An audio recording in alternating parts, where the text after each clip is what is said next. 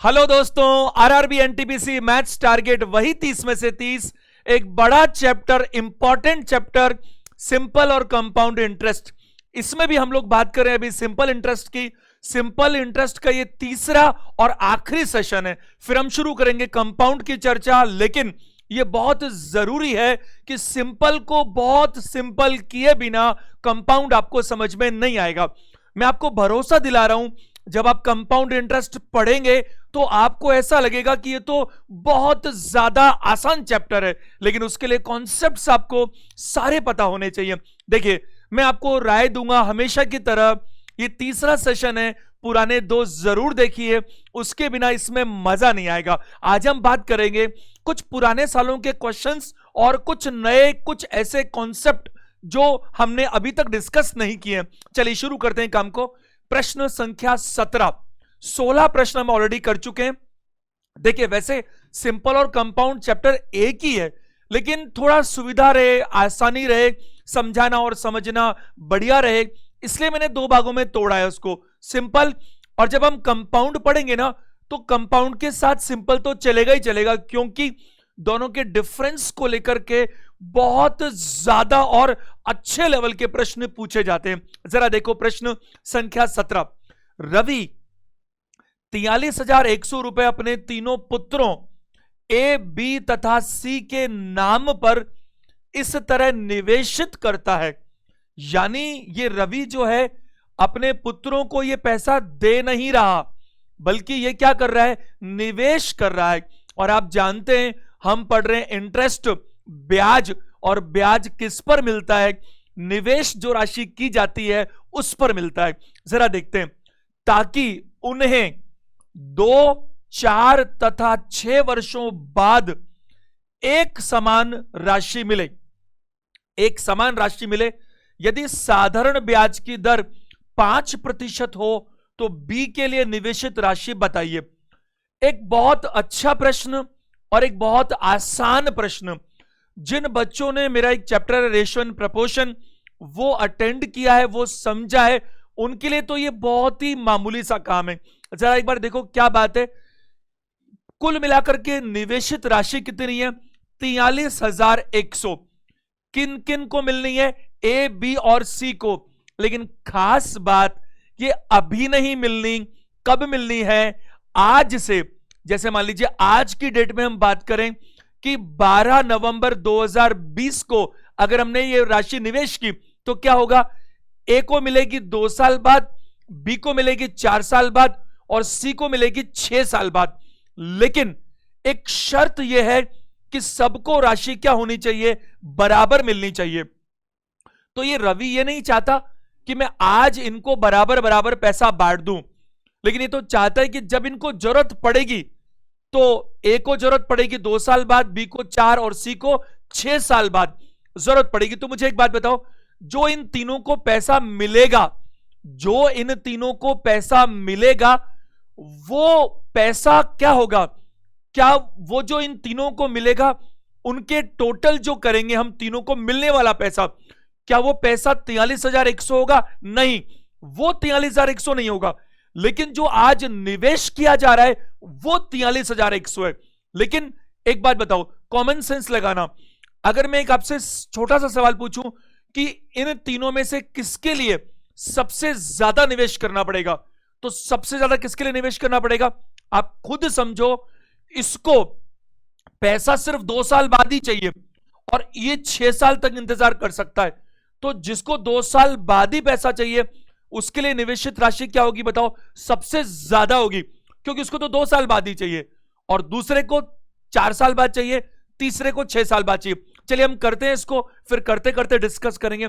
एक काम करते हैं अपन, ये जो तीनों हैं, आप एक बात बताओ, जिसको 2 साल बाद मिलेगी उसे क्या मिलेगा? ब्याज की दर कितनी है? 5%। ब्याज की दर क्या है? 5%। तो जिसको 2 साल बाद मिलेगी उसको कितना पैसा मिलेगा? उसको वो मिलेगा जो निवेश किया था उस पर 2 साल का ब्याज। और जिसको 4 साल बाद मिलेगा वो तो निवेश पर 4 साल का ब्याज। और जिसको 6 साल बाद मिलेगा वो निवेश पर 6 साल का ब्याज। तो जरा ध्यान दीजिएगा, ये जो 3 हिस्से हैं, जरा ध्यान दीजिएगा। तो मैं कह रहा हूं ये 3 हिस्से, ये जो तीन हिस्से हैं, तीन पार्ट्स हैं, आपको समझाने के लिए मैं नाम रख लेता हूं एक्स, वाई और क्या बताइए जेड। ये निवेशित राशि है, एक्स भी, वाई भी और जेड भी। तो मुझे एक बात बताइए, एक्स का 110% ये इसे मिलेगा, जिसे 2 साल बाद मिलना है, यानी कि किसको, ए को। और वाई जो है, वाई, इसको क्या मिलेगा, ध्यान दीजिएगा सब लोग, 4 साल का मतलब है कि 4 साल का ब्याज है, और 1 साल का ब्याज कितना है, 5%। 1 साल का 5% तो 4 साल का 20%। तो वाई तो खुद तो मिलेगा ही मिलेगा 100%, साथ में उसको 5% हर साल के हिसाब से 20% ब्याज भी मिलेगा। और जेड जो है ना, जेड को जो मिलेगा, अच्छा यहां पर मैंने एक्स लिख दिया, यहां वाई है, जेड, वो लोग नाम थे एबीसी, वो नाम एबीसी है, ये तो एक्स वाई जेड हमने राशियां मानी है। तो एक्स का कितना, जेड का कितना चाहिए, 130%। 130 क्यों, क्योंकि ये एक्स क्या है, निवेशित राशि, ये क्या है, निवेशित राशि, ये क्या है, निवेशित राशि। ये कब मिलेगी, 6 साल बाद। किसको मिलेगी, सी को। ये कब मिलेगी, 4 साल बाद। किसको मिलेगी, बी को। और ये किसको मिलेगी, ए को 2 साल बाद। तो इसका 10% ब्याज, 5% पर ईयर, इस पे 5% के हिसाब से 4 साल का ब्याज, और इस पे 6। और ये राशियां आपस में बराबर होनी चाहिए। आपको बहुत अच्छे से याद होगा, मैंने आपको इतना अच्छा तरीका बता रखा था इनका क्या निकालने का, रेशो निकालने का। और मैंने आपको ये रेशो एंड प्रोपोर्शन में सिखाया। आप रेशो एंड प्रोपोर्शन में देखिए, स्टार्टिंग के पहले दूसरे सेशंस में ही ये सारी बारीकियां मौजूद हैं। क्या, एक्स, वाई और जेड। अगर आपको एक्स का रेशो चाहिए, पहली बात तो ये, यहां पर आप सबको, चूंकि सब आपस में कटेंगे तो जीरो को तो कैंसिल कर सकते हो, कोई फर्क ही नहीं पड़ेगा, जीरो का कोई सेंस नहीं है। एक्स की वैल्यू क्या आएगी हमेशा, एक्स की वैल्यू आएगी वाई और जेड का मल्टीप्लाई, यानी 12 मल्टीप्लाई क्या बताओ 13। और वाई की वैल्यू क्या आएगी, एक्स और जेड का मल्टीप्लाई। ये हम ऑलरेडी खूब डिस्कस कर चुके हैं और प्रूव भी कर चुके हैं। और जेड का क्या आएगा, 11 मल्टीप्लाई क्या बताइए 12। ये रेशो आएगा, किस चीज का रेशो आएगा, ये रेशो आएगा एक्स का, वाई का और जेड का। एक्स का रेशो कैसे आया, वाई और जेड को मल्टीप्लाई किया। जेड का रेशो कैसे आया, एक्स और जेड को मल्टीप्लाई किया। और जेड का कैसा है, एक्स और वाई को मल्टीप्लाई किया। एक बात बताओ, अगर मैं 3 संख्याएं लूं, 3, 4 और 5, तो इनका एलसीएम क्या लोगे, 3 मल्टीप्लाई 4 मल्टीप्लाई 5, बताओ ऐसा ही तो करोगे। तो 3 मल्टीप्लाई 4, 12 मल्टीप्लाई 5, 60 हुआ ना। तो 60 में अगर मैं 3 से डिवाइड करूंगा तो 4 और 5 बचेगा, 4 से करूंगा तो 3 और 5 बचेगा, और 5 करूंगा तो 3 और 4 बचेगा। बाकी सारी बातें हम वहां कर चुके हैं। ये रेशो आ चुके हैं, ये आपस में कट नहीं रहे, तो ये जो आ रहा है वही है। अगर मैं बात करूं, ये 156 दिख रहा है मुझे, ये मुझे दिख रहा है कितना 143, और ये मुझे दिख रहा है 132। ये क्या है, ये एक बी सी के लिए निवेशित राशियों के अनुपात हैं। और आप देखिए, ये 9, 11, 4, 8, 13 और 4, 431 रेशो का योग है। पैसा कितना था, 431 में 2 जीरो लग रहे हैं, यानी रेशो में 1 का मतलब 100 है। तो इसके लिए निवेशित राशि हो गई 15,600, इसके लिए निवेशित राशि हो गई 14,300, और इसके लिए निवेशित राशि हो गई 13,200। कौन पूछा था, दूसरा वाला। तो 14,300 हमारा आंसर है, यानी ऑप्शन नंबर ए।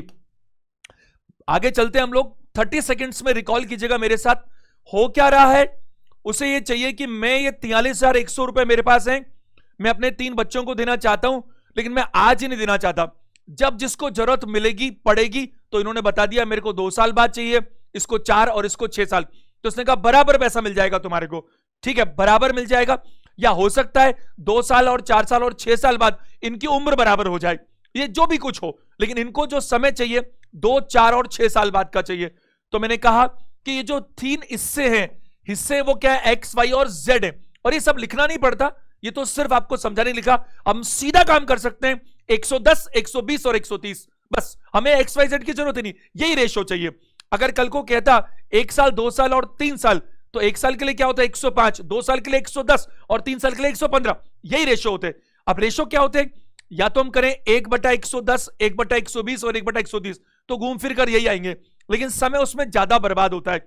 तो मैंने कहा इसका 2 साल का ब्याज है, इसमें 4 साल का, इसमें 6 साल का। और एक्स वाई जेड का रेशियो मैंने फिर बता रहा हूं, एक्स का कैसा आएगा, वाई और जेड को मल्टीप्लाई करो, वाई कैसा आएगा, जो 2 बच गए उनको मल्टीप्लाई करो, और जेड कैसा आएगा, एक्स और वाई को मल्टीप्लाई करो। ये रेशो आ चुका, रेशो हमने पढ़ी रखा है, रेशो में क्या वैल्यू होती है, रेशो में 1 का मान निकालना है। इन सब का योग 431 है और 431 की वैल्यू ऑलरेडी दी हुई है, किसके बराबर, 431 में 2 जीरो लगाकर दिया हुआ है, तो 1 का मतलब कितना बताइए, 100। तो जो जिसका रेशो है उसमें 2 जीरो लगाओ, आंसर आ जाएगा। प्रश्न संख्या 18 देखिएगा, 60,000 रुपए को 2 भागों में, ये भी 2 भागों में बांट रहा है, इस तरह बांटे ताकि ये 60,000 को 2 भागों में बांटना है, ताकि पहले भाग पर जो पहला भाग करोगे मिलने वाला 9% की दर से साधारण ब्याज, दूसरे भाग पर 15% की दर से मिलने वाले साधारण ब्याज के बराबर हो। तो 9 और 15 अगर मैं काटूं तो 3 और 5 बनता है, तो 5 और 3 कर लेता हूं, 37,500 और 22,500, 37,500 22,500 ऑप्शन नंबर बी है। 5 सेकंड तो बहुत ज्यादा है इसको करने के लिए, जरा एक बार ध्यान दीजिएगा। हमने पता नहीं कितनी बार ऐसा पढ़ा हुआ है क्या कि x का अगर 4% बराबर है y के 5% के, तो x और y का रेशो क्या होता है, 4 और 5 नहीं, 5 और 4 होता है। और हमें खूब ढेरों बार पढ़ लिया इसको रेशो के अंदर। तो देखो, तो आपको क्या करना है, ये कुल मिलाकर के 60,000 रुपया है, इसको 2 लोगों में बांटना है। कैसे बांटना है कि पहले जो भी है, पहला भाग मान लेते हैं, एक बार x मान लेते हैं, तो जो इसका पहला भाग है, जो इसका फर्स्ट पार्ट है, फर्स्ट और सेकंड मिलाकर तो 60,000 ही आने, फर्स्ट और सेकंड मिलाकर तो 60,000 ही आने, लेकिन जो पहला हिस्सा है उस पर ब्याज क्या मिलेगा, उस पर मिलेगा आपको किस दर से, 9% दर से। तो इसका जो पार्ट है, जो भी हिस्सा है, उस पर 9% का ब्याज, और इस पर क्या बताइए, 15% का ब्याज, और वो आपस में बराबर होने चाहिए।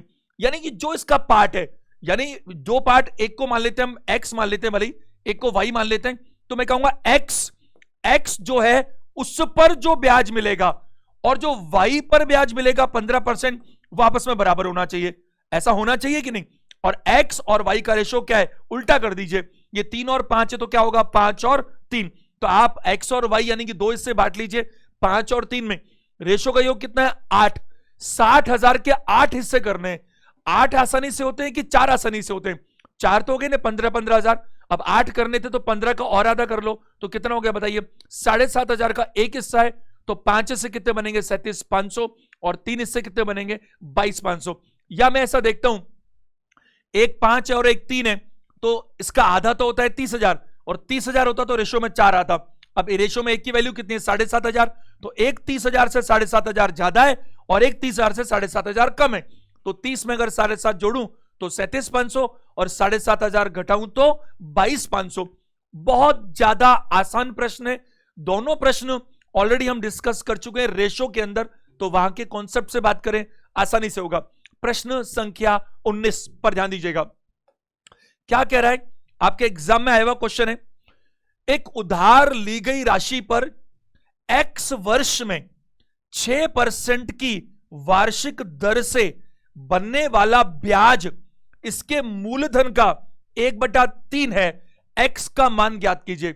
आप मेरा जो सेकंड सेशन है उसको याद कीजिएगा, मैंने उसको मैं आपको क्या समझाया, आप सारे बच्चे ध्यान दीजिएगा, सबके सब। देखो, मैंने कहा कि चूंकि आपका फॉर्मूला क्या होता है, फॉर्मूले को हम यूज नहीं करते, लेकिन जब कभी ऐसा होता है कि कुछ चीजें रेशो और वेरिएबल्स में दे रखी है उठपटांग, तो उसमें जितनी देर में हम दिमाग लगाएंगे ना, उससे कम टाइम में वैल्यूज पुट करने से काम हो जाता है। तो मैंने आपको क्या सिखाया था, ध्यान दीजिएगा।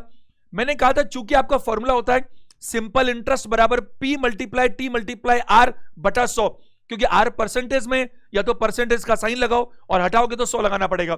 तो आप कुछ भी कर लो, आप SI को तो 100 से मल्टीप्लाई करोगे इन तीनों को निकालने के लिए। किन तीनों को, P T और R। बहुत जल्दी मैं आपको बताता हूं, जरा बहुत जल्दी देखिएगा।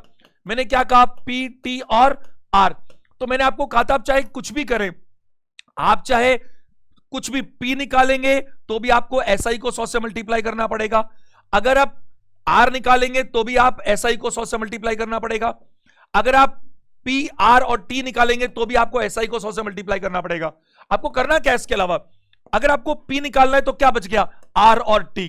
अगर आपको R निकालना है तो क्या बच गया, P और T। और आपको T निकालना है तो क्या बच गया, P और R। यही तो होने वाला है। तो आपको इसको याद करने में कोई तकलीफ ही नहीं है, कभी जरूरत पड़ जाए तो आप जरा देखिए इस प्रश्न में आते हैं अपन, क्या कह रहा है। एक उधार ली गई राशि पर x वर्ष में 6% की दर से बनने वाला वार्षिक ब्याज इसके मूलधन का 1/3 है, x का मान बताइए। मूलधन हमें पता नहीं, लेकिन आप थोड़ा सा दिमाग लगाएंगे तो मूलधन का कुछ ब्याज दिया हुआ है, तो अगर मैं मूलधन कुछ भी मान लूं तो आपस में कट जाएगा। जैसे प्रिंसिपल को मैं पी मान लेता हूं, क्या मान लेता हूं? पी। जरा ध्यान दीजिएगा मेरी बात पर। तो ब्याज क्या है? मूलधन का 1/3। अगर आपने प्रिंसिपल को पी माना तो ब्याज क्या बना? 1/3 प्रिंसिपल।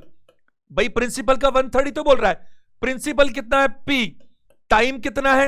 एक्स वर्ष। एक्स की वैल्यू पूछी। दर कितनी है? 6%। और आपको 100 तो लगाना पड़ेगा ना, क्योंकि परसेंटेज तो हटाना ही हटाना है। अगर मैं यहां बात करूं, इस पी से मैं पी कैंसिल कर सकता हूं, और मेरे को सिर्फ किसकी वैल्यू चाहिए बताइए? एक्स की वैल्यू चाहिए। और एक्स को आप उधर ही रहने दो। क्या होगा? 6/100। इधर आकर क्या बनेगा? 100/6। भाई यहां पर एक्स रहेगा, इसके साथ जो भी है इधर जाएगा तो उल्टा होगा ना। तो 100 बटा क्या बनेगा? 6। तो 100 तो ऊपर हो जाएगा, 6 नीचे, इसलिए क्या होगा बताइए? 18। मैं कह सकता हूं 50/9, 5/9। और ये क्या है? एक्स क्या बना था आपने? साल। तो ये ईयर्स हो जाएगा।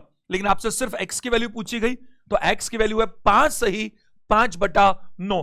इसको हम बिना इसके भी कर सकते थे, लेकिन जेन्युइनली उसको करने में दिमाग ज्यादा लगाना पड़ता। तो जहां पर आपको वैल्यूज इस तरह की आए तो आप इनको पुट करो तो इस तरह से जल्दी निकाल सकते हो। देखो अपन फॉर्मूले के खिलाफ हैं, लेकिन कभी कभी जब प्रैक्टिकल सिचुएशंस हो कि काम कहां जल्दी हो सकता है, तो जितनी देर में हम दिमाग लगाएंगे उससे कम टाइम में अगर हम कर सकते हैं तो हमें याद होना चाहिए। और इसमें कोई लंबी चौड़ी कहानी नहीं है कि याद करने के लिए कोई बहुत बड़ा फॉर्मूला है। एक बेसिक फॉर्मूला है जो सबको पता होता है, और जरूरत पड़ने पर हमें काम लेना आना चाहिए। तो इसने क्या कहा? उधार ली गई राशि पर x वर्ष में इतना % से बनने वाला ब्याज इसके मूलधन का 1/3 है। सवाल दिखने में कठिन लग रहा है बट बहुत आसान है। तो ब्याज क्या है? मूलधन का 1/3। ये रहा मूलधन, ये x वर्ष खुद दे रखा है, ये ब्याज की दर है। इनको बहुत आसानी से 5-7 सेकंड के अंदर निकल कर आता है। 5 सही 5/9। चलिए अगले प्रश्न पर आते हैं। प्रश्न संख्या 20। उस मूलधन का पता लगाएं जो साधारण ब्याज की 8% वार्षिक दर से 9 महीने में 1,000 रुपए हो जाता है। आप ध्यान दीजिएगा, बहुत बढ़िया प्रश्न है, क्योंकि इस बार दर तो वार्षिक ही होती है अगर कुछ ना कहा जाए तो। मैं आगे आपको बताऊंगा अगर अर्धवार्षिक हो तो कैसे काम करेंगे, क्वार्टरली हो तो कैसे काम करेंगे। लेकिन हम कंपाउंड में इसलिए तब बात करेंगे क्योंकि सिंपल में तो कोई फर्क ही नहीं पड़ेगा, और कंपाउंड के साथ में सिंपल कंपाउंड दोनों ले लूंगा यहां पर टर्म। क्योंकि एक बात बताइए मेरे को, अगर यहां 8% वार्षिक ब्याज की दर है और मैं 6 महीने के लिए पैसा इन्वेस्ट करूं, तो चूंकि आधा साल हो गया तो मेरे को आधा ही पैसा मिलेगा, यानी ब्याज, यानी कि 4% ब्याज मिलेगा। तो मैं बात करूंगा अगर ब्याज की दर 12% है तो 12 में 12 का भाग लगाइए, हर महीना मुझे 1% मिलेगा। जैसे 1 लाख का निवेश है और 12,000 मुझे ब्याज बनता है 12%, तो हर महीने का 1,000 मिलेगा, क्योंकि वो सिंपल इंटरेस्ट है। तो सिंपल इंटरेस्ट में हर साल का ब्याज बराबर है, तो हर महीने का ब्याज भी बराबर है, तो हर दिन का भी ब्याज बराबर है। कोई भी टर्म ले लो, इधर वाले 7 साल अगले वाले 7 साल दोनों बराबर आएंगे ब्याज की राशि में। अब यहां क्या कहा गया कि 9 महीने में 1,000 रुपए हो जाता है। तो एक बात तो तय है, क्या तय है जी? कि जो मूलधन है वो 1,000 से तो कम है, सारे ऑप्शन से 1,000 से कम है, क्योंकि उस मूलधन का पता लगाओ जो साधारण ब्याज की 8% की दर से, मेरे को देखने मात्र से पता लग रहा है कि आंसर 943.4 है। और ये जो आंसर है इसके प्रति मैं 100% आश्वस्त हूं। आपको थोड़ी सी भी परसेंटेज की नॉलेज है, स्टार्टिंग भी पता है आपको, बेसिक तो ही पता लग रहा है। कैसे जरा देखो, फिर मैं लिखकर भी बताऊंगा, कृपया ध्यान दीजिएगा। एक बात बताइए, आपको ब्याज की दर क्या दिख रही है? 8। मैं सब लिखूंगा, एक बार वर्बली कोशिश तो करें। 8% वार्षिक है, लेकिन आपको वो मूलधन चाहिए जो 8% की दर से केवल 9 महीने में 1,000 हो जाए। तो एक बात बताओ, अगर मैं इस दर को देखूं 9 महीने के हिसाब से, तो ये 6% बनेगी। 6% कैसे बनेगी आप देखो, ये 8% कितने महीने की है? 12 महीने की। तो 8 में आप 12 से डिवाइड करो तो हर महीने की हो गई, और 9 से मल्टीप्लाई करो तो 9 और 12 3 से कटेगा, 3/4। 4 से 8 दो बार कटता है, उधर 3 था, 6%। दूसरा एंगल, ये 9 महीने हैं और ये 8% है, तो 8% वार्षिक है। एक बार समझाने के लिए बता रहा हूं, क्या आप वर्ष को 4 भागों में बांट सकते हैं बराबर आसानी से? ये डेटा पे डिपेंड करता है कौन सा क्वेश्चन कैसे करना है। हाँ, 4 भागों में बांट सकते हैं एक साल को, 3-3 महीने के 4 हिस्से। तो ये 8% वार्षिक है, क्या इसको 4 भागों में बांट सकते हैं? हाँ, 2-2% के 4 हिस्से। तो यहां पर 9 महीना चाहिए, यानी 3-3 के 4 हिस्सों में से 3 हिस्से चाहिए, तो 2-2 के भी 4 हिस्सों में से मुझे 3 हिस्से चाहिए। तो इसमें इफेक्टिव रेट ऑफ इंटरेस्ट क्या बनती है? क्या बनती है बताइए? 6%। अच्छा, ये 1000 रुपए क्या है? ये 1000 रुपया तो मिश्र धन है, तो मूलधन क्या है? मूलधन 1000 से कम है। वो मूलधन है जिस पर 6% जोड़ू तो ये आएगा, यानी कि ये मूलधन का 106% है। एक बात बताइए, अगर मैं बात करूं 6% थोड़ा सा कम, 1000 का 1% बना सकते हो 10, 1000 का 6% बना सकते हो 60। तो जो आप 1000 पे 6% निकाल लो, या 1000 से थोड़े से कम पे, क्योंकि 1000 मिलाकर ही तो हुआ, किसी चीज का 6% जोड़ा है तो उसका 106% है। तो अगर इसका 6% 60 है, तो वो जो है असल में मूलधन जिसमें 6% जुड़कर ये आया है, वो भी तो 60 के आसपास ही होगा भाई। 60 से कोई 200 थोड़ी हो जाएगा, वो 60 से क्या होगा, 60 के आसपास है, नियर बाय 60। तो वो क्या है? वो मूलधन 1000 में से 60 से थोड़ा सा कम है। ऑप्शंस में देखूं तो ये तो बहुत कम है, ये तो केवल थोड़ा सा ही कम है, 18.6। ये बहुत 843 बहुत ज्यादा कम हो गया। तो इसमें कोई डाउट नहीं है, कोई भी डाउट नहीं है कि आंसर सिर्फ और सिर्फ क्या होगा बताइए? सी ही हो सकता है। स्मार्ट बनिए, ऑप्शन देखिए, एग्जाम में आया हुआ क्वेश्चन है, आपको आंसर लिखकर थोड़ी आना है, आपको मतलब है सिर्फ ऑप्शन से टिक करने से। चलो अब बात करते हैं। देखो, पहली बात, जो आपकी ब्याज की दर है वो कितनी है? 8%। कैसे बताइए? वार्षिक। तो मैं आपसे बात करूं, पहली बात तो 9 महीने का मामला है, तो 8% कितने महीने की? 12 महीने की। 12 महीने की है तो 12 से डिवाइड किया, 1 महीने की आ गई।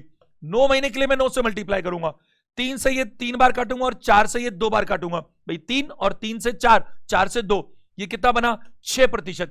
तो इफेक्टिव रेट ऑफ इंटरेस्ट क्या बताओ? 6% है। अब मैं यहां बात करूंगा कि 1000 रुपया क्या है? 1000 रुपया तो आपका मिश्र धन है, तो मैं कहूंगा मूलधन क्या है? मूलधन का 106%। मूलधन का 106% क्या है? 1000 रुपए है या नहीं? क्योंकि मूलधन तो खुद अपने आप में 100% होता है। और आपने कहा कि ब्याज की दर 1 साल की 8% होती है, 1 साल की 8% होती है, तो 9 महीना बोल रहा है। और अभी मैं आपको डेट्स भी बताने वाला हूं, किसी डेट से किसी डेट तक कैसे कैलकुलेशन करते हैं। अपन आज सिंपल इंटरेस्ट को कंप्लीट करेंगे। मैं जानता हूं आज बहुत विशेष दिन है कि नहीं? वैसे धनतेरस का दिन है, और वैसे इस बार एक्सपर्ट राय आ रही है कि भाई धनतेरस 2-2 है। बहुत सारे लोग कह रहे हैं आज है, बट उससे ज्यादा लोग कह रहे हैं कि कल है। अपन को कोई फर्क नहीं पड़ता, हमारी तैयारी करने के लिए हमारे हर दिन शुभ है कि नहीं? आप पूरी तैयारी करो, और ऐसा नहीं कि साहब आज त्योहार है तो अपन बिल्कुल त्योहार वाले मूड में। अरे मैं भी तो क्लास ले रहा हूं ना, तो आपको भी कोशिश करनी है। आज सिंपल को लेकर मैं कुछ और इंपॉर्टेंट बातें जो बच रही हैं वो कंप्लीट करूंगा। ये सेशन अभी 20-25 मिनट और चलेगा, ध्यान दीजिएगा। मूलधन का 106%, क्यों? क्योंकि इसमें ब्याज भी तो जुड़ा हुआ है, ये तो अमाउंट है मिश्रधन। तो मूलधन क्या है? 100%। तो मूलधन निकालने के लिए क्या करूं बताइए? मूलधन निकालने के लिए क्या करूं? 1000 में 106 से डिवाइड करूं और 100 से मल्टीप्लाई करूं। मैं क्या कह रहा था उस वक्त? 1000 में 106 से डिवाइड करूं, तो 1000 में 106 से करूं या 1000 से थोड़े कम में करूं? एक बात बताइए, आप 1000 में 100 से डिवाइड करो, कितना आएगा? 10 रुपए आएगा कि नहीं आएगा? आप सोच के देखो, मेरी बात दोबारा से समझना मैं क्या कहना चाहता हूं। 1000 रुपए मिश्रधन है, 1000 से थोड़ा सा कम है, जो है कम उसमें 6% कमाऊं, फिर वो जो कम है 1000 से उसमें जोड़ दूं, फिर जाकर वो क्या आएगा? 1000 आएगा। तो आप सोचो 1000 पर 1% 10 रुपया, तो 6% कितना होगा? 60 रुपया। तो 1000 का 6% 60 आया, तो 1000 से थोड़ा सा जो कम है उसका 6% जो होगा वो भी तो 60 के आसपास ही आएगा। हालांकि ये बात है कि 1000 पे 6% 60 आया, तो जो 1000 से थोड़ा सा कम है, भाई बेस कम हो गया ना, तो उसका 6% भी 60 से थोड़ा सा कम ही तो आएगा बस। तो 60 के आसपास मैंने बोला, तो 1000 में से 60 कम करो, 940 के आसपास कौन सा ऑप्शन है? सिर्फ एक ऑप्शन है, ऑप्शन नंबर 6। और इसको करना चाहें तो मुझे कोई आपत्ति नहीं, आप इसको केवल, मैं तो 2 से काट पा रहा हूं तो 500 और ऊपर 2 जीरो लगेंगे, ये काट पा रहा हूं तो 53 हो रहा है। और 53 से बात करूं, पहले तो अपन 9 बार लेके जा सकते हैं, 27 यानी कि 23 बचने वाला है, आगे 0 है तो अपन 4 बार बात कर सकते हैं, 12 यानी कि 18 बचने वाला है, और यहां मैं बात करूं तो 3 बार है कि नहीं, और 21 बचने वाला है। अब 21 के आगे तो डॉट लगाना पड़ेगा, तो 943 समथिंग आ जाएगा। समथिंग तो आप निकाल लीजिए क्योंकि ऑप्शन में केवल यही तो है। अरे भाई जब एग्जाम में 994 भी आ गया तो सोचो उसके आगे सॉल्व करने की जरूरत क्या है। अपन तो यहां पे कर रहे हैं क्योंकि आप सीख रहे हो, क्योंकि ऑप्शन में हमें देखना है। आपको कभी भी यह दिमाग नहीं लगाना कि एग्जैक्ट सही उत्तर क्या है, आपको सिर्फ यह दिमाग लगाना है कि इन ऑप्शंस में से सही आंसर क्या है। जैसे यह पता लगा कि सही आंसर कौन सा है, उसको टिक करो और आगे बढ़ जाओ। चलिए प्रश्न संख्या 21 पर आइएगा। 2000 रुपए का 8.25% की वार्षिक दर से 9 मार्च 2010 से 21 मई 2010 के बीच का सन्निकट मतलब अप्रोक्सीमेट साधारण ब्याज ज्ञात कीजिए।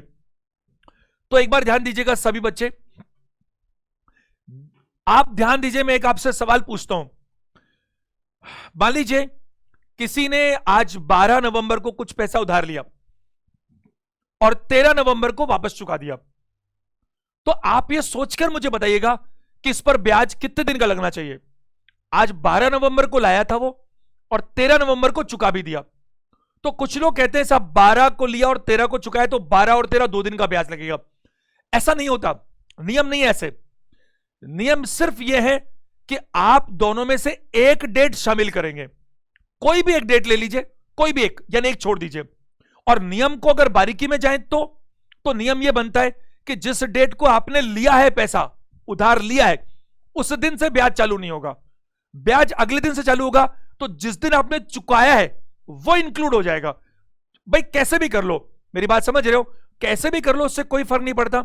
हां, अगर कभी कोई स्पेशल केस हुआ तो एग्जामिनर आपको क्वेश्चन में लिख कर देगा। क्या लिख कर देगा कि बोथ डेट्स शामिल कर लीजिए, दोनों डेटों को लीजिए, तो फिर आप दोनों डेट लीजिएगा, वरना आप दोनों डेट नहीं ले सकते। मेरी बात समझ पा रहे हैं? तो जरा देखो, मार्च की अगर मैं बात करूं तो सब लोग ध्यान दीजिए, अटेंशन दीजिएगा।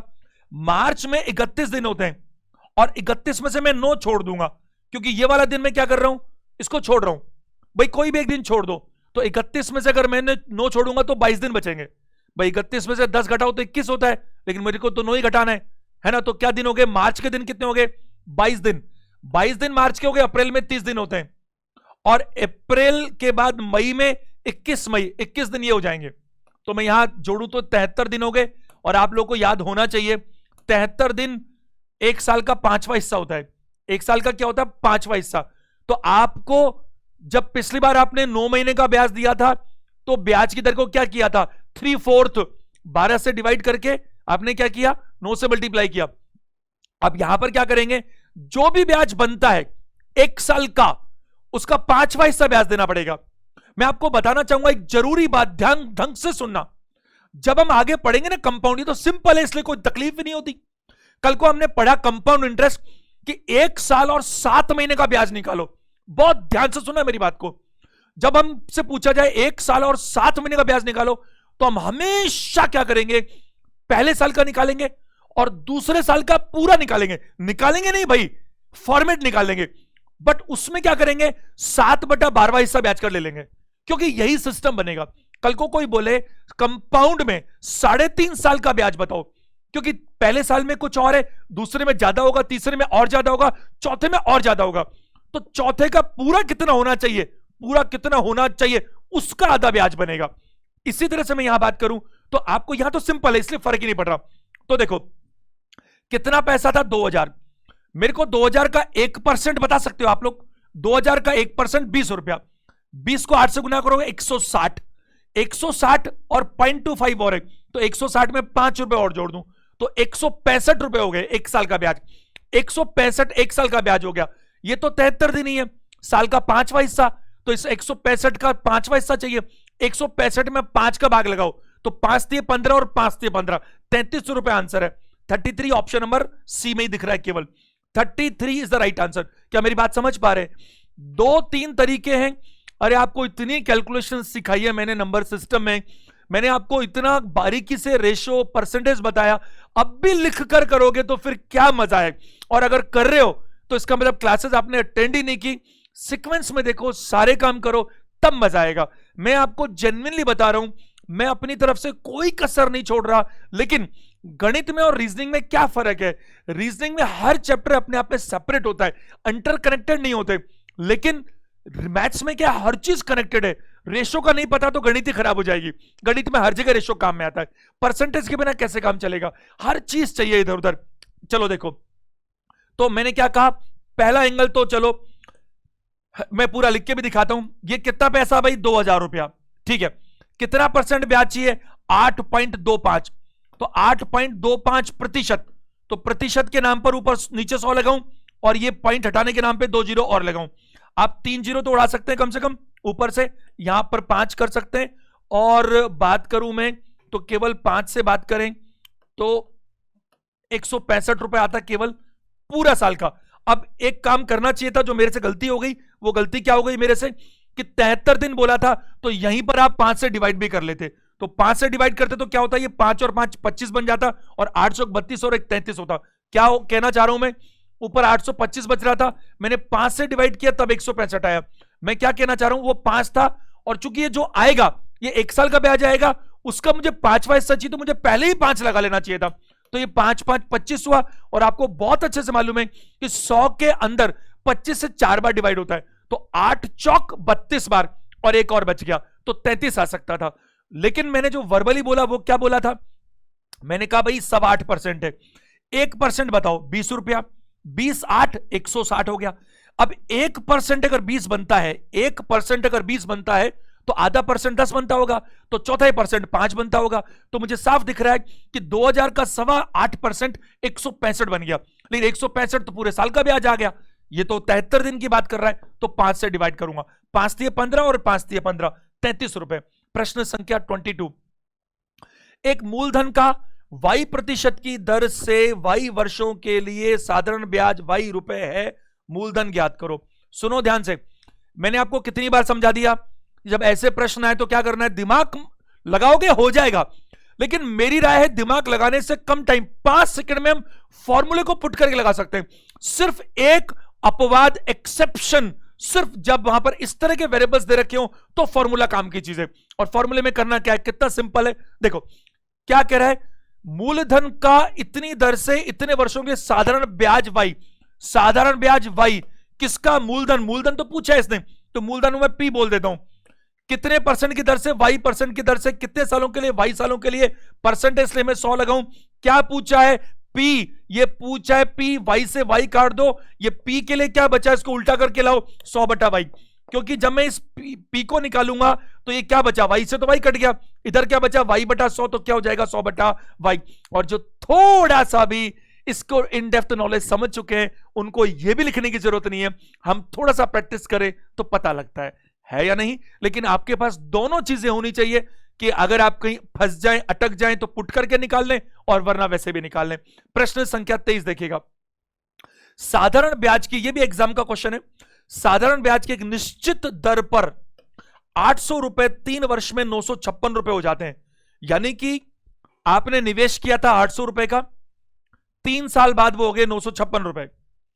यदि इसी अवधि में यानी 3 साल में यह मूलधन 1052 रुपए हो जाता है तो ब्याज की दर में वृद्धि, 56 और 52 96 का फर्क है, 956 और 1052, 9 से 10 में तो 100 का फर्क हो गया, और 56 और 52 में 4 का फर्क है, तो 96 रुपए आपने 3 साल में ज्यादा कमा लिए।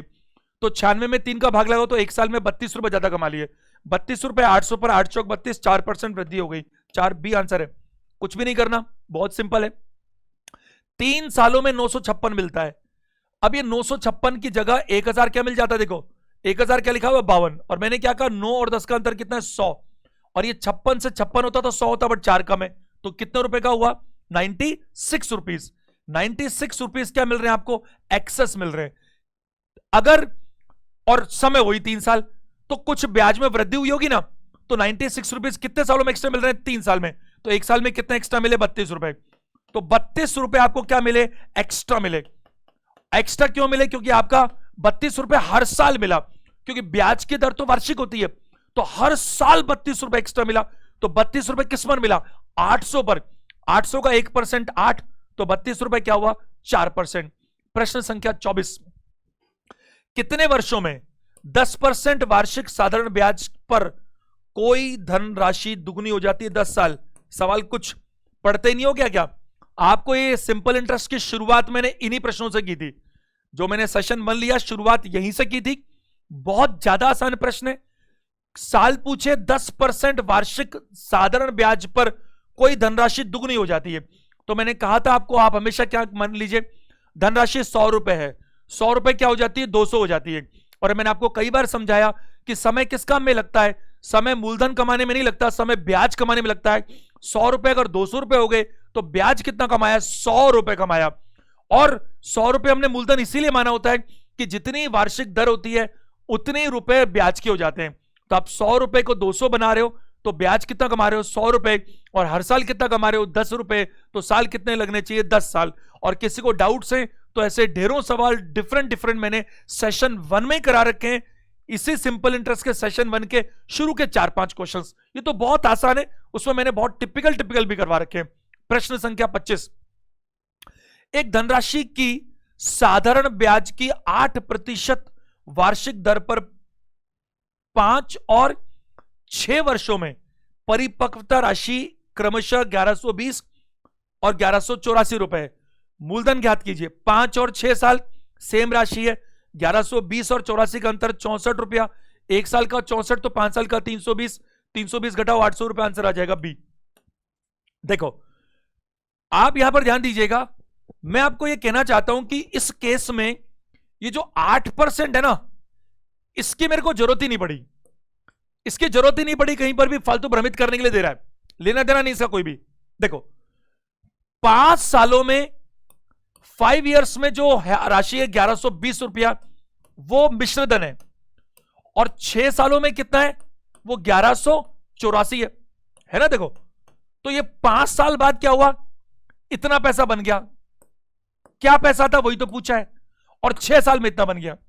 पैसा वही है, ब्याज की दर भी वही है 8%, लेकिन समय का फर्क है। पैसा निवेश करें अगर 5 साल तो बनेगा वही पैसा 1120, और निवेश करें 6 साल तो बनेगा 1184। तो जो पैसा तो वही है, तो जो अंतर है वो किस चीज का, ब्याज का। तो 64 रुपया क्या है, 64 रुपया है 1 साल का सिंपल इंटरेस्ट, और इसमें कितना जुड़ा होगा, 5 साल का सिंपल इंटरेस्ट। तो 5 साल का सिंपल इंटरेस्ट कितना होगा, 64 × 5 यानी कि 320 रुपए, यानी कि इसके अंदर 320 रुपया ब्याज जुड़ा हुआ है। तो मूलधन कितना हुआ, 1120 में से अगर मैं 320 घटाऊं तो कितना रुपया हो गया बताइए, 800 रुपया। और ऐसे हमने कई सारे प्रश्न ऑलरेडी किए हुए। 25 नंबर पे आगे हम 3-4 क्वेश्चंस और कर लेते हैं, कुछ 1-2 बहुत अच्छे क्वेश्चन भी है, ध्यान दीजिएगा। प्रश्न संख्या 26, 8 वर्ष की अवधि में अर्जित, सारे एग्जाम से क्वेश्चन है ये, अर्जित ब्याज मूलधन के बराबर है तो लागू की गई साधारण ब्याज की दर क्या है, 12.5% हो गया ना। देखो 8 साल का टाइम है, इसमें जो आप ब्याज कमाते हो मूलधन के बराबर ही कमाते हो। तो आपका अगर मूलधन 100 रुपया है तो ब्याज भी 100 रुपया है, और ये 100 रुपया चूंकि साधारण ब्याज है तो हर साल बराबर होता है। तो 100 में 100 रुपए कमाने में आपको 100 रुपया मूलधन क्यों माना, क्योंकि जो आंसर आएगा वो उतनी दर भी हो जाएगी, क्योंकि 100 रुपए पे अगर 12.5 होता है तो 12.5% बन जाता है। तो 100 रुपए मूलधन पे 100 रुपए ब्याज कमाया 8 साल में, तो 1 साल में कितना कमाया, क्योंकि दर तो वार्षिक होती है अगर कुछ भी ना कहा जाए तो 100 में 8 का भाग लगा तो 1/8 ही तो आएगा। हमने परसेंटेज में पढ़ रखा है वैसे भी, 1/8 आपको याद ही है 12.5, तो 12.5% आपका आंसर बनता है। 27 नंबर प्रश्न, यह भी आपके एग्जाम का ही क्वेश्चन है। एक धनराशि जिसका नाम रखा P 10 वर्षों में 2 गुना हो जाती है, तो P 2 गुना हो जाती है, तो मैं ये कह दूं कि जो आपका मूलधन था वो P था, वो 10 वर्षों में दुगना हो जाता है, यानी कि 2P हो जाता है। ऐसा मानूं मैं, क्योंकि इस बार उसने नाम दे दिया P, एक निश्चित धनराशि नहीं बोला, तो 10 वर्षों में 2 गुना हो जाती है। साधारण ब्याज की उसी दर पर यह धनराशि 20 वर्षों में कितनी होगी, 3P हो जाएगी। और क्या है, सी आंसर है। बहुत ज्यादा आसान क्वेश्चन है, मैंने बहुत अच्छे क्वेश्चंस ऑलरेडी करा दिए और 1-2 और बाकी है। साधारण ब्याज में ऐसे ही प्रश्न आते हैं आपके एग्जाम के अंदर, और जो और बन सकते हैं वो मैंने सेशन 1 और 2 में भी कराए। और अब हम जब बात करेंगे नेक्स्ट सेशन कल से, तो वो बहुत ज्यादा इंपॉर्टेंट होगा, उसको गलती से भी मिस नहीं करना, क्योंकि कंपाउंड से लेकर के आपके कई सारे प्रश्न एग्जाम में पूछे जाते हैं। कम से कम एक तो आता ही है, कभी कभी दो भी आते हैं। देखो इसने क्या कहा, एक राशि है P, 10 साल में 2 गुना हो गई। एक बार उस राशि को 100 रुपए मान लो, मेरे कहने से 100 रुपए 10 साल में 200 हो गए। तो मैंने आपको क्या कहा था कि 10 साल आपको मूलधन कमाने में नहीं लगे, ये 10 साल आपको ब्याज कमाने में लगे। यानी कि P 2P हो गया, मतलब डबल हो गया। यानी 10 साल में कोई भी चीज डबल हो जाती है, सिंपल इंटरेस्ट है। इस 10 साल में अगर 100 पे 100 ब्याज मिला है, तो उसके अगले 10 साल में भी 100 ही ब्याज मिलेगा। क्योंकि मैंने आपको कई बार कह दिया कि सिंपल इंटरेस्ट में हर साल ब्याज की राशि बराबर होती है, तो हर एक पीरियड ऑफ टाइम में भी ब्याज की राशि बराबर होगी। इन 10 सालों में क्या हुआ, P से बन गया 2P, तो सिंपल इंटरेस्ट क्या मिला, P मिला। कितने सालों में, 10 सालों में। तो 20 सालों में सिंपल इंटरेस्ट क्या मिलेगा भाई, अरे भाई 10 साल में अगर P मिलता है तो 20 साल में 2P मिल जाएगा। तो आपका मूलधन कितना था, P था, तो मूलधन तो आपको P मिलेगा और ब्याज आपको 2P मिलेगा। तो आपको पैसा कितना मिलना चाहिए, 3P। 28 के एक राशि 1 वर्ष के लिए एक निश्चित साधारण ब्याज की दर पर लेने के लिए सहमत हुआ, लेकिन ऋणदाता ने ब्याज की दर 3% बढ़ा दी, जो 120 रुपए बनी। मूलधन क्या है, 40, 4000 कर दो उसको। आपने क्या किया, 1 साल के लिए कोई निश्चित राशि को लेने का फैसला किया कि एक राशि है उसको लेना है, अपन को कहीं से लोन लेना है। लेकिन एंड टाइम पर क्या हुआ, 1 साल की बात हो रही, क्लियर कट। अगर ये 2 साल होता ना तो मुझे 120 में 2 से भाग भी लगाना पड़ता।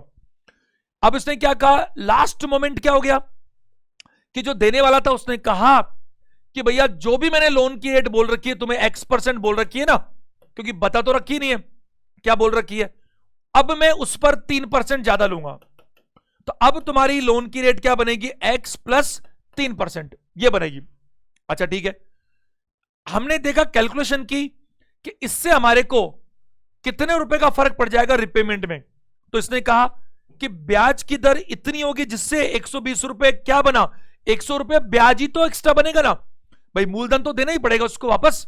ब्याज की बात हो रही है केवल भाई, अगर ये दर होती है किस चीज की होती है, ये तो होती ही ब्याज की दर है।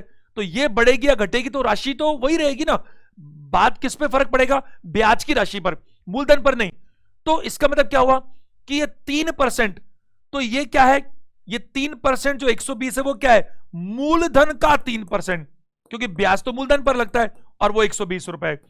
3% 120, तो 1% कितना है, 40 रुपए, और 1% 40 रुपए, तो 100% कितना बताइए, 4000 रुपए। तो उम्मीद है मेरी बात आप समझ पा रहे हैं कि आपको मूलधन कितना बनेगा, 4000।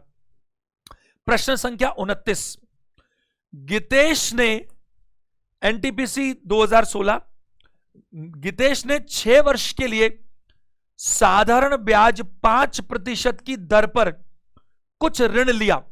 बस आज के आखिरी 2 प्रश्न है, 29, 30 है, कि इंटरेस्टिंग क्वेश्चन है, स्मार्ट क्वेश्चन है, बस वो और करेंगे 2 क्वेश्चन लास्ट के।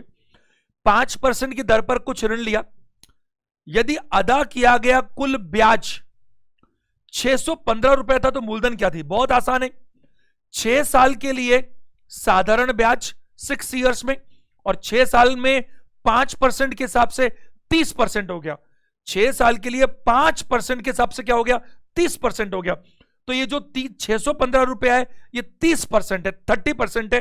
तो 30% की बात करूं तो 3 से डिवाइड करूं तो 205 आता है, एक जीरो लगा लो, आंसर भी हो जाएगा। क्या हो रहा है, ब्याज की दर क्या है, 5%, कितना टाइम है आपका, 6 साल। तो आपने क्या कमाया, सिंपल इंटरेस्ट, आपने कमाया प्रिंसिपल का 30%, 5% वार्षिक, और ये जो प्रिंसिपल का 30% है वो कितना है, 615। तो प्रिंसिपल मुझे 100% चाहिए, तो मैं क्या करूं, 615 में 30 से डिवाइड करूं और मल्टीप्लाई किससे करूं, 100 से। और मैंने क्या कहा कि 0 हटाकर मैंने सीधा 3 से डिवाइड किया तो क्या आया, 205, और एक 0 यहां भी तो हटाऊंगा फिर मैं जब मैं वर्बल करूंगा। तो 205, एक 0 लगा तो क्या आएगा, 2050। प्रश्न संख्या 30 पे आइएगा, सारे बच्चे ध्यान दीजिए। अगर हम बात करें 30 नंबर क्वेश्चन, तो 30 नंबर क्वेश्चन क्या है, 9% की दर पर 2 साल के लिए निवेश की गई किसी धनराशि का साधारण ब्याज 117 था। फिर एक क्वेश्चन और होना चाहिए, क्वेश्चन, चलो कोई बात नहीं, 30th लास्ट क्वेश्चन है, एक रह गया क्या, 29, 30 क्वेश्चन से 9% की दर पर 2 साल के लिए निवेश की गई किसी धनराशि पर साधारण ब्याज 117 रुपए था। 9% की दर से 2 साल के लिए निवेश कर रहे हैं और यह साधारण ब्याज 117 रुपए। निवेश की गई धनराशि क्या थी? एक क्वेश्चन मेरे दिमाग में था, अभी यहां पर है नहीं, तो कहीं ना कहीं मुझसे मिस हो गया, कोई बात नहीं, एक स्मार्ट क्वेश्चन और है, अपन अगले सेशन में शामिल कर लेंगे उसको, ध्यान दीजिएगा। 2 साल के लिए आप 18% कमाओगे और ये 117 रुपए आपका 2 साल का ब्याज है, तो ये क्या है, ये आपके मूलधन का क्या 18% है ना। तो 18 6 108, फिर 9 बच गया तो 6.5 आ गया, 1%, एक जीरो लगाओ, मतलब 1% है तो 2 जीरो लगाओ, 650 रुपए आंसर बनेगा, 650। क्या बोल रहा है वो? 9% तो आपकी क्या है बताइए, रेट ऑफ इंटरेस्ट, टाइम कितना है 2 साल, तो आपने क्या कमाया, मूलधन का 18% और वो कितना 117 रुपए।